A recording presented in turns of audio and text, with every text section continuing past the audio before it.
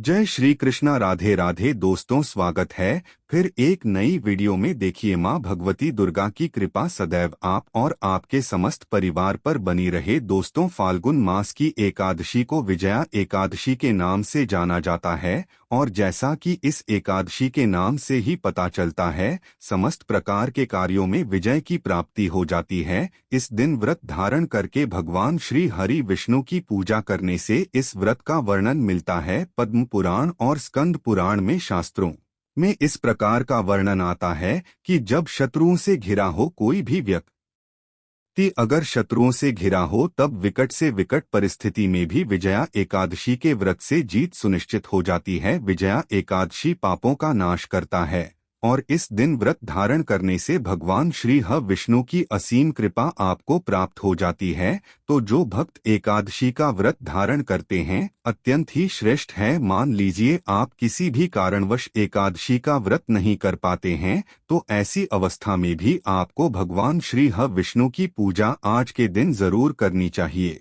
आज की वीडियो में आप जानेंगे कि विजया एकादशी साल 2024 में कब है, एकादशी की तिथि कब प्रारंभ हो रही है, कब समाप्त हो रही है, व्रत आपको कब धारण करना है और पारण करने का यानी कि व्रत खोलने का शुभ मुहूर्त क्या है, आज के दिन किस प्रकार से भगवान श्री विष्णु की पूजा करनी चाहिए, किन मंत्रों का जप करना चाहिए, कौन से उपाय करने चाहिए, संपूर्ण जानकारी आपको आज की वीडियो में मैं शेयर करने वाली हूं। तो वीडियो बहुत महत्वपूर्ण है, पूरा जरूर देख लीजिए। अच्छी लगे वीडियो तो लाइक भी जरूर कीजिए। दोस्तों, इस बार विजया एकादशी व्रत को लेकर भक्तों के मन में बहुत सारी संशय हैं कि किस दिन हमें विजया एकादशी का व्रत धारण करना चाहिए, क्योंकि इस बार विजया एकादशी 2 दिन की होगी, 6 मार्च को भी और 7 मार्च को भी। ऐसे में व्रत हमें कब धारण करना है, तो सबसे पहले जानते हैं कि एकादशी की तिथि कब प्रारंभ हो रही है,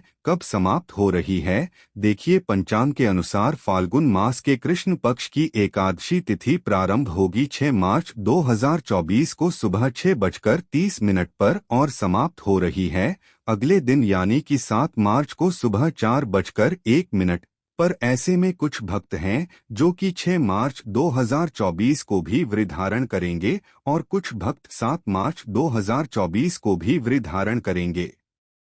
हालांकि 7 मार्च को एकादशी की तिथि सूर्योदय काल में नहीं रहेगी, सूर्योदय काल से पहले ही समाप्त हो जाएगी, लेकिन 2 दिनों का व्रत फिर भी मान्य होगा, क्योंकि अलग अलग संप्रदायों के लोग अलग अलग दिनों में व्रत धारण करेंगे। ऐसे में शास्त्रों में ऐसा कहा जाता है कि जब एकादशी की तिथि 2 दिन पड़ रही हो तो ऐसे में जो भक्त गृहस्थ आश्रम में रहते हैं, उन्हें पहले दिन एकादशी का व्रत करना चाहिए और दूसरे दिन वैष्णव संप्रदाय के लोगों को व्रत करना चाहिए। ऐसे में जो भक्त गृहस्थ आश्रम में हैं, 6 मार्च 2024 को एकादशी का व्रत करेंगे और 7 मार्च 2024 को व्रत धारण करेंगे वैष्णव संप्रदाय के लोग। जैसे कि जिन भक्तों को मोक्ष प्राप्ति की कामना होती है या फिर वैष्णव संप्रदाय के लोग होते हैं या इस्कन से जुड़े हुए लोग हैं, वो 7 मार्च को एकादशी का व्रत करेंगे। वैसे देखिए, दशमी युक्त एकादशी होगी 6 मार्च को और द्वादशी युक्त एकादशी होगी 7 मार्च को, क्योंकि 6 मार्च को जो एकादशी तिथि है 6:30 पर जब प्रारंभ होगी, तो इससे पहले दशमी तिथि रहेगी और फिर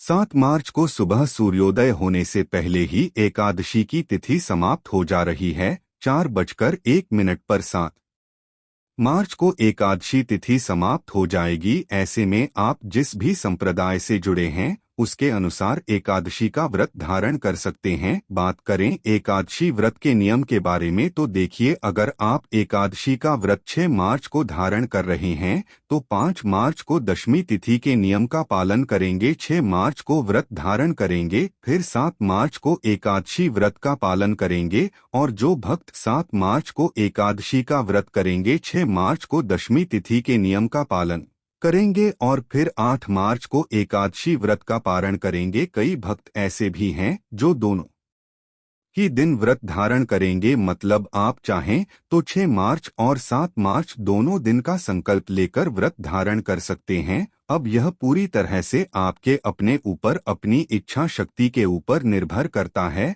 अब बात करें कि एकादशी व्रत का पारण आपको कब करना है, तो देखिए, अगर आप 6 मार्च को एकादशी का व्रत धारण कर रहे हैं, यानी कि बुधवार को एकादशी का व्रत कर रहे हैं, तो ऐसे में आपको व्रत का पारण करना है 7 मार्च को बृहस्पतिवार के दिन, 7 मार्च को दोपहर में 1:04 से शाम को 4:04 तक एकादशी व्रत का पारण आप करेंगे, क्योंकि सुबह के समय जब 4:01 पर एकादशी की तिथि समाप्त होगी, तो द्वादशी तिथि का पहला जो 1/4 समय होता है, इसे हरिवासर कहा जाता है। हरिवासर की समाप्ति के बाद ही आप अपना व्रत खोल सकते हैं, इसलिए दोपहर में 1:43 के बाद आपको अपना व्रत खोलना है। अगर आप 7 मार्च को एकादशी का व्रत कर रहे हैं, तो ऐसे में आपके लिए पारण का शुभ मुहूर्त होगा 8 मार्च को, यानी कि शुक्रवार के दिन सुबह 6:38 से सुबह 9 बजे तक। इस समय में आप अपना व्रत खोल सकते हैं। तो